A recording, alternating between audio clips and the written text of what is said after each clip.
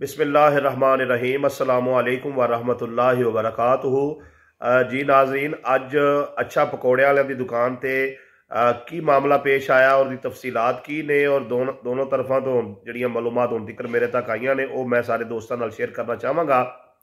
अज नैब तहसीलदार जिहड़े कि 3-4 दिन पहले शरकपुर शरीफ तैनात होए ने, नजीबुल्ला उन्हां दा नाम है, वो विजिट ते सन और उन्होंने अच्छा पकौड़े वाली दुकान का जो विजिट किया तो उन्होंने कहा जी तुसी जिहड़ा तेल है ये रोज़ाना चेंज कर दिओ या की तरीका कार है। तो जिहड़ा अच्छा पकौड़े वाला का जिहड़ा बेटा है इमरान, उन्हें कहा जी असी सर रोज़ाना चेंज करने। और उस तो बाद उन्होंने कहा जी तुसी जाली नहीं पाई है, और उन्होंने कहा जी सर असी जाली का भी इस्तेमाल करने। इस तरह का कोई जवाब आया।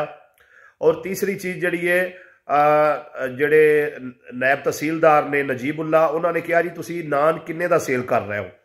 तो उन्होंने कहा कि नान जी सानू 13 रुपए का मिलता है और असी 2 रुपए नफा लैके तो 15 रुपए का नान जोड़ा अगे सेल कर रहे हैं।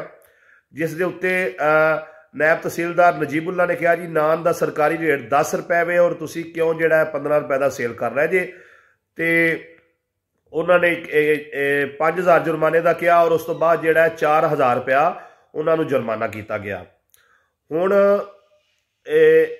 वल्लाहु आलम ये जो जुर्माना है खाली नान का ज्यादा रेट है इस गल उत्ते किया गया है या सफाई के मामले में लिया गया है या इस दे नाल जिहड़ा तेल बदली का कोई मामला वेख्या गया है, किन्ना मामलात नूं सामने रख के किया गया है। ताहाल जिहड़ा दी कोई तफसील सामने नहीं आई और नजीबुल्ला जिहड़े ने नैब तहसीलदार उन्होंने अपना मौकफ देने तो भी इनकार कर दिता है। तो जो उत्थे मामलात होए ने और जो मेरे तक गल पहुंची है मैं सारे दोस्तों नाल शेयर की है। और असी शहरी जिहड़ा है और सहाफ़ी बरादरी भी ये नैब तहसीलदार साहब नूं दसना चाहांगे कि सरकारी रेट भावें 5 रुपये वे, शरकपुर शरीफ के अंदर तंदूरां वाले जिहड़े ने वो नान 12-13 रुपए का दे रहे हैं और अगे जिहड़ा नान 15 रुपए का दुकानदार सेल कर रहे हैं और बहुत सारे दुकानदार 20 रुपए का भी नान सेल कर रहे हैं और शरकपुर के अंदर बाज़ दुकानदार 25 रुपए का भी नान सेल कर रहे हैं। सब तो पहले जिहड़ा वो तंदूरां वाले ने उन्होंने कंट्रोल किया जाए, नान का जिहड़ा एक वजन मुकर्रर किया जाए और उस तो बाद दुकान के उत्ते ही कंडा लगा हो। अगर कोई शहरी जिहड़ा वो दुकान का वजन नान का वजन चैक करना चाहे तो मौके के उत्ते चैक भी कर सके और वो कॉल करके अपनी शिकायत भी कर सके। तो लिहाजा ये दोवां तरफा की सूरत हाल है। अच्छा पकौड़े वाले का मौकफ है भी सानू नान जिहड़ा वो अपना 15 रुपए का वेचन की वजह तो जुर्माना किया गया है और जिहड़ा कि नजीबुल्ला नैब तहसीलदार साहब ने कहा भी है कि तुसी ये 10 रुपए का वेचो, ये सरासर जुल्म है और ये जुर्माना जिहड़ा है नजायज़ किया गया है। इस तरीके के नाल जुर्माना नहीं होना चाहिए।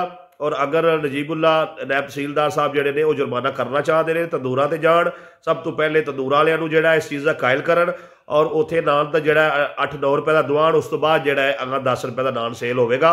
वगरना ये सरासर जिहड़ा है ज़्यादती है, जुल्म है दुकानदारां दे नाल और इस तरीके दे नाल नहीं होना चाहिए। और असी सहाफ़ी बरादरी जिहड़ी है वो इस नजायज़ जुर्माने की मजम्मत करती है और अपना नैब तहसीलदार अगे अपील करती है कि सारे इस जुर्माने को जिहड़ा फौरी तौर पर खत्म किया जाए। और इस दे नाल ये भी असी गुजारिश करते हैं कि सर इस मामले को आसान तरीके दे नाल सुलझाया जाए और अगर वाकई रेट दे सरकारी रेट के उत्ते पाबंदी करवानी है तो पूरे शहर से बयकवत करवाई जाए और ना सिर्फ कि इस एक दुकानदार नूं बल्कि तंदूरां वालियां नूं और सारे जिहड़े दुकानदार इजाफी रेट से जिहड़ा नान सेल कर रहे हैं सारिआं नूं जिहड़ा जुर्माने किए जाण।